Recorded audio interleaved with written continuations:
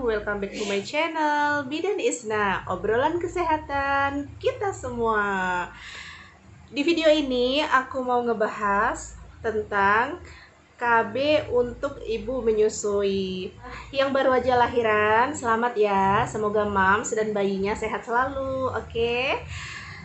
Tapi sebelumnya, jangan lupa ya untuk like, komen, dan subscribe. Terus sebarin ke sosial media yang kalian punya, oke? Terima kasih. Nah, KB apa aja sih yang cocok untuk ibu menyusui? Pilihan KB yang disarankan untuk ibu menyusui adalah KB yang tidak menggunakan hormon kombinasi. Artinya, KB untuk ibu menyusui hanya menggunakan satu hormon saja, yaitu hormon progesteron. Nah, contohnya KB apa aja sih, Moms, yang menggunakan satu hormon aja? Yang pertama, contohnya KB suntik 3 bulan.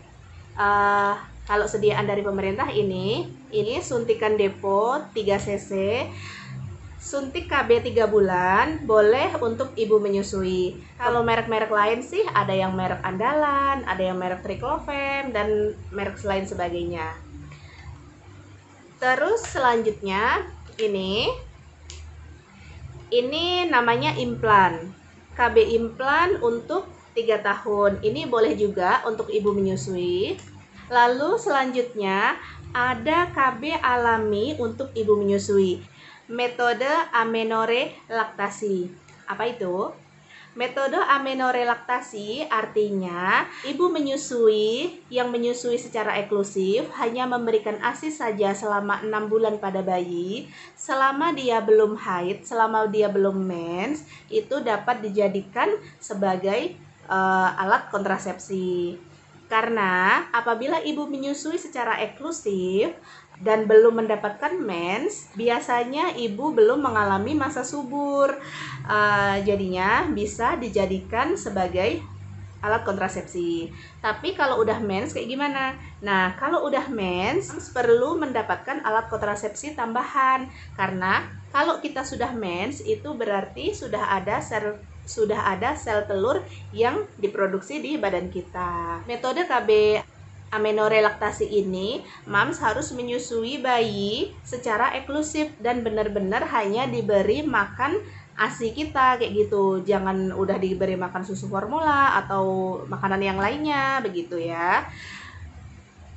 Kalau aku sendiri sih, pengalaman aku sendiri, setelah aku lahiran, aku belum mendapatkan haid sampai anak aku umur 1 tahun. Barulah setelah Zian umur 1 tahun sebulan, aku baru mendapatkan mens. Tapi kalau untuk moms yang menyusuinya tidak sampai habis, artinya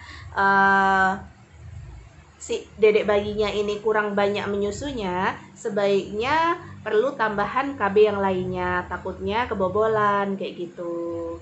Nah, KB apa aja sih yang tidak disarankan untuk ibu menyusui? Yang pertama, ini pil kombinasi. Kemudian yang kedua, ini suntikan 1 bulan. Kenapa pil kombinasi dan suntikan 1 bulan itu nggak disaranin untuk ibu menyusui? Karena mengandung hormon kombinasi, yaitu hormon progesteron dan hormon estrogen. Jadi kalau ada hormon estrogennya, mams, itu dapat menurunkan produksi ASI. Jadi produksi ASInya nanti bisa sedikit. Kasihan dedek bayinya kalau ASI kita sedikit gitu kan. Kalau KB yang menggunakan satu hormon saja, seperti tadi suntik 3 bulan, KB implan, itu dia tidak mengandung hormon estrogen, jadinya boleh untuk ibu menyusui. Karena dia tidak mengganggu produksi ASI. Terus, kapan sih waktu yang tepat untuk ber-KB? Setelah mams lahiran, mams akan mengalami masa nifas selama 40 hari.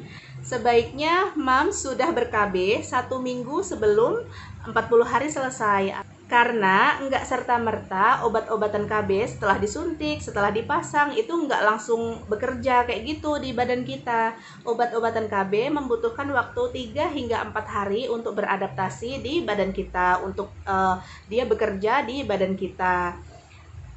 Maka dari itu, Sebaiknya Mams ber-KB 1 minggu sebelum masa 40 hari selesai. Karena kayak gini loh Mams, terutama untuk ibu-ibu muda nih, kalau masa 40 hari sudah selesai, masa nifas sudah selesai, dan si suami ini minta jatahnya, kalau misalkan Mams sebelum ber-KB kan bisa kebobolan tuh. Karena kita kan nggak tahu kapan masa subur kita itu dimulai. Terutama bagi wanita-wanita yang sangat mudah sekali untuk hamil. Setiap wanita itu berbeda, ada yang kesuburannya cepat kembali dan ada yang lambat. Pertanyaan yang sering ibu-ibu tanyakan nih, kalau ber-KB tidak menunggu haid itu nggak apa-apa, apa nggak bahaya? Sebenarnya tidak masalah Mams, tidak masalah untuk ber-KB terlebih dahulu.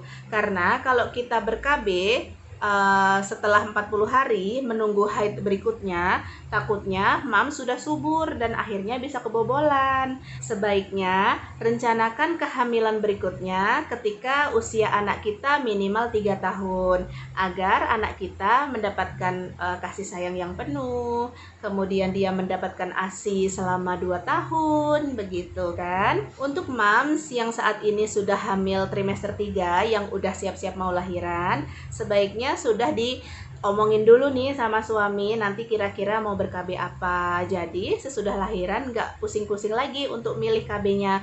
Terus konsultasiin juga dengan tenaga kesehatan, baik itu bidan ataupun dokter ataupun dokter kandungan untuk pemilihan KB yang cocok, KB yang tepat, karena setiap wanita itu berbeda-beda. Ada yang cocok menggunakan ini, ada yang tidak cocok, begitu tergantung pada kondisi masing-masing. Oke, mungkin itu aja yang bisa aku sampaikan. Terima kasih ya udah menonton. Jangan lupa untuk like, komen, dan subscribe. Sehat selalu ya, Mam. Wassalamualaikum.